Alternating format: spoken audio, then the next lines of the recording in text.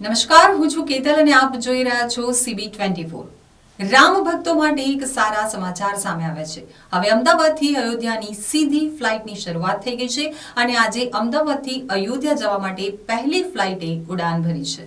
અયોધ્યાની પ્રથમ ફ્લાઇટમાં 150 રામ ભક્તો ગયા છે। વેશભૂષા સાથે અયોધ્યા જવા રામ ભક્તો રવાના થયા છે। હનુમાનજી, રામજી, સીતા અને લક્ષ્મણનો વેશ ધારણ કરવામાં આવ્યો છે।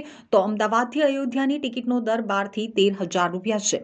અયોધ્યાની પ્રથમ ફ્લાઇટે અમદાવાદથી ઉડાન ભરી છે, જેમાં રામ ભક્તો અમદાવાદ એરપોર્ટ ઉપર પહોંચ્યા હતા ત્યારે એરપોર્ટ જય શ્રી રામના નાદથી ગુંજી ઉઠ્યું હતું। અમદાવાદ એરપોર્ટથી રામ ભક્તો અયોધ્યા જવા રવાના થયા છે। હર્ષોલ્લાસ સાથે જય શ્રી રામના નારા સાથે પ્રથમ ફ્લાઇટે ઉડાન ભરી છે। અયોધ્યામાં 22મી જાન્યુઆરીએ રામ મંદિરમાં પ્રાણ પ્રતિષ્ઠા થવાની છે। નિર્માણ કાર્ય જોરશોરથી ચાલી રહ્યું છે। મંગળવારે પહેલો સોનાનો દરવાજો લગાડવામાં આવ્યો છે। આવા 13 વધુ દરવાજા આગામી 3 દિવસમાં લગાવવામાં આવશે।